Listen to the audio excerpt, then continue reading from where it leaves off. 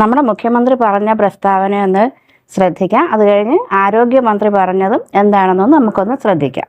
മുഖ്യമന്ത്രിയുടെ ഒരു പ്രസ്താവന ഉണ്ട്. ആശുപത്രിയിൽ ഭക്ഷണം നൽകുന്നതിൽ DYFIയെ അഭിനന്ദിക്കുന്നു. മറ്റുള്ളവരും മാതൃകയാക്കണം, പക്ഷേ ആശുപത്രി കയ്യേറരുത്. ഇത് തന്നെയാണ് കെ മുരളീധരൻ ആരോഗ്യവകുപ്പ് മന്ത്രിയും ആഗ്രഹിക്കുന്നതും പറഞ്ഞതും. അതിന് ഞങ്ങൾക്കൊക്കെ ഒരേ തീരുമാനം തന്നെയാണ്. പൊതിച്ചോറും കയ്യേറ്റവും രണ്ടും രണ്ടാണ്.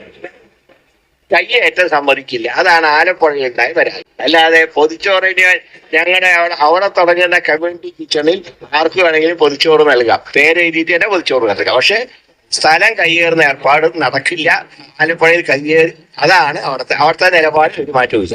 ആരോഗ്യമന്ത്രി കൊടിയും ബാനറും ഒന്നും വെക്കരുതെന്ന് പറഞ്ഞതിനൊരു കാരണമുണ്ട്.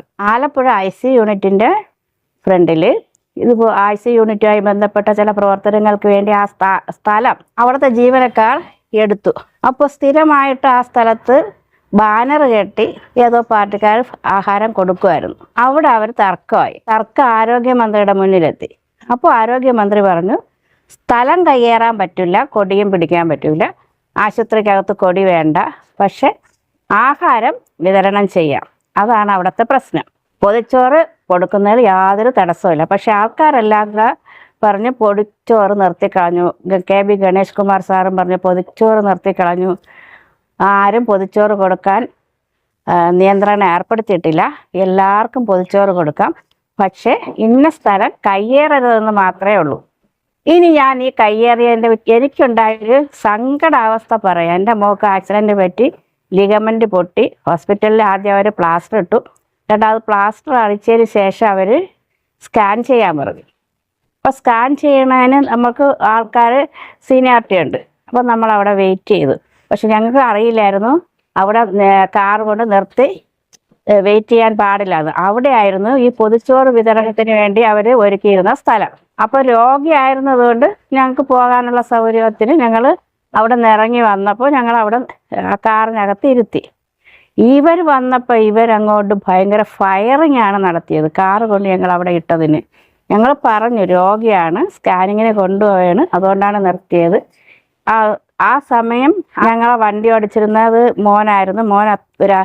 വേറൊരു രോഗി ഞങ്ങൾക്ക് അവിടെ ഉണ്ടായിരുന്നു. അത് ആ രോഗിയും കൊണ്ട് ആ രോഗിക്ക് ഡെങ്കിപ്പനിയായിരുന്നു. അപ്പോൾ കൊണ്ട് അവരുടെ കൂട്ടിരിപ്പാറായിട്ട് അവരെ അങ്ങ് വാർഡിലേക്ക് പോയിരിക്കുകയായിരുന്നു. ഇവർ ഭയങ്കരമായിട്ട് ഒച്ച വെച്ച് ഞങ്ങളെ വല്ലാത്ത രീതിയിൽ പരിഹസിച്ച് അട്ടഹസിച്ച് എന്തൊക്കെ പറഞ്ഞോ എന്തോ. അത് ഞങ്ങൾക്ക് ഇന്നും ഒരു 4-5 വർഷം മുമ്പ് നടന്ന സംഭവമാണ്.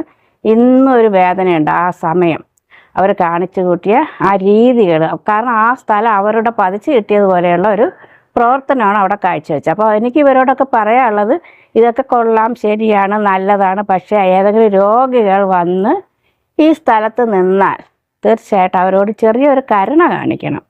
ചിലപ്പോൾ അവർ ദൂരെ നിന്ന് വരുന്നവർക്ക് അവിടെ നിൽക്കാൻ പാടില്ല എന്നൊക്കെ അറിഞ്ഞൂടായിരിക്കും. അപ്പോൾ അവരോട് ചെറിയ കരുണ കാണിക്കണം, അത്രയേ ഉള്ളൂ. അപ്പം എല്ലാവരും മനസ്സിലാക്കുക, പൊതിച്ചോറ് കൊടുക്കുന്നതിന് യാതൊരു തടസ്സവും ഇല്ല.